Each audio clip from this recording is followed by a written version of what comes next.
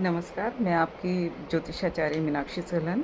तो हम निरंतर बात कर रहे हैं मानव जीवन और इस धरती को सुखद बनाने के लिए, है ना? तो हमने बात की थी अभी तक वसुधैव कुटुंबकम की, और इस धरती पे रहने वाले सभी जीव-जंतु, सभी वनस्पति, वृक्ष और जीव प्राणी सब सुखी रहें, खुश रहें, और हम भी मेंटली और फिज़िकली खुश रहें। तो हम इस पे बात कर रहे हैं। तो हमने अभी तक ग्रीष्म ऋतु और वर्षा ऋतु पे बात की है, तो अब हम बात करते हैं चतुर्मास पे, है ना? जो ऋतु है वो हमारी 2 महीनों के मिलने से, मास के मिलने से बनती है। तो हमारा पहला मास हुआ सावन, भादो, अश्विन और कार्तिक। तो अब चतुर्मास का आचार्यों ने या ऋषि मुनियों ने जो कॉन्सेप्ट बनाया है वो ये बनाया है कि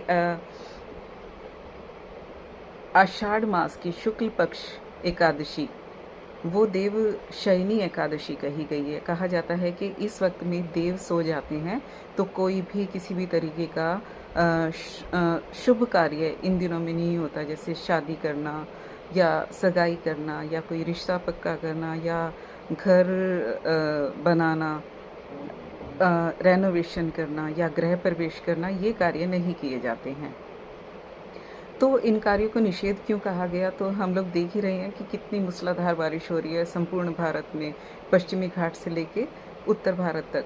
पश्चिमी घाट पे तो बहुत ज़्यादा बारिश होती है, क्योंकि अरेबियन सी से उठने वाली जो पछुआ हवाएं हैं वो वहीं पे अपना बहुत अच्छे से बारिश करती है, और हवा का वेग भी वहाँ पे ज़्यादा तेज़ रहता है। और यहाँ तक आते आते, नॉर्थ इंडिया तक आते आते बारिश थोड़ी थम जाती है, लेकिन वो मूसलाधार का रूप ले लेती है। तो अब इन दिनों इस बारिश से बचने के लिए, क्योंकि ये कच्चा पक्का मौसम कहा गया है, इस मौसम में बहुत सारे जीव जंतु, कीट पतंगे, आप देख ही रहे होंगे, जैसे ही हम लाइट जलाते हैं तो लाइट के आसपास में कितने कीट पतंगे इकट्ठे हो जाते हैं। तो ये कीट पतंगे इकट्ठे हो जाते हैं, तो इसके लिए जो है हमारे आचार्यों ने कहा कि गैदरिंग ना करें इस तरीके की कि सब लोग बीमार हो, क्योंकि गैदरिंग का मतलब है कि पार्टी, सबके लिए एक बड़े समूह में खाना बनेगा, और तो वो खाना प्योरिटी और हर चीज़ का, हाइजीन का ख्याल रखना बड़ा मुश्किल हो जाता है, क्योंकि बहुत सारे अनहाइजीन तो हो ही जाता है इन दिनों में, कि लगातार बारिश की वजह से। तो प्राचीन समय में जब ये परंपराएं बनाई गई, सभी परंपराएं, जो सभी तो नहीं कह सकते, कुछ परंपराएं अच्छी हैं, कुछ बुरी हैं, तो हम सिर्फ अच्छी परंपराओं की बात करेंगे। अब ये जो चतुर्मास का कॉन्सेप्ट है, इसको आचार्यों ने इसलिए बनाया कि पहले जो है सभी ऋषि मुनि अपना शहर गांव से बाहर रहते थे, और जो अन्नमयी कोश के लोग हैं वो ग्राम में रहते थे, मतलब जिनका जीवन यापन सिर्फ कमाना, खाना, सोना और गृहस्थ जीवन यापन करना था, वो बाहर रहते थे। तो कहा गया है कि मुंडे मुंडे मतिर भिन्ना, मतलब हर एक इंसान की बुद्धि जो है उसमें अलग अलग तरीके से कार्य करने की क्षमता है ना? तो अब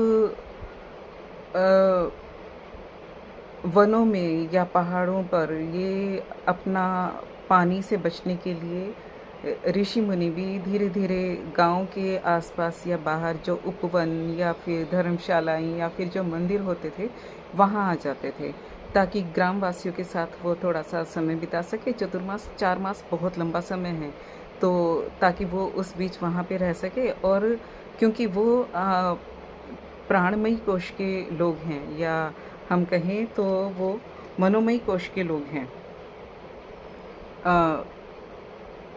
नॉर्मल उससे ऊपर उठ के ये प्राणमयी और मनोमयी कोश तक पहुंच गए हैं, है ना? तो इनके पास हर चीज़ को लेकर सुलझे हुए कहानियाँ होती थी, या वेद पुराणों की कहानियाँ होती थी। तो अब आप देखेंगे कि अष्टमी आएगी, जन्माष्टमी, तो जन्माष्टमी के आसपास रासलीलाएं होनी शुरू हो जाती हैं, है ना? तो ये संध्या के समय में हल्की चांदनी में, चांदनी में, और क्योंकि पाचन तो इंसान का डाइजेशन वीक हो चुका है, तो चांद की चांदनी में सभी लोग एक समूह में एकत्रित होके श्री कृष्ण की भगवत कथाओं का वहाँ पे चित्रण करते थे। उनको एक जैसे स्वांग कहा जाता था। ये लोक नाटक होते थे जो पहले लोग किया करते थे। आज भी गाँवों में या होते होंगे शायद। तो इससे होता था कि एक तो हमारी परंपराएं जीवित थी ताकि वो हमारे बच्चे उनको आराम से सीख लें। इन्हीं कथाओं में बहुत सारा जीवन यापन का भी तरीका है ना? तो अब जैसे अगले वीडियो में हम इसके बारे में और बात करेंगे। जैसे अभी हमने 5 कोशों की बात की, तो हम अगले वीडियो में इसके बारे में बात करेंगे। धन्यवाद।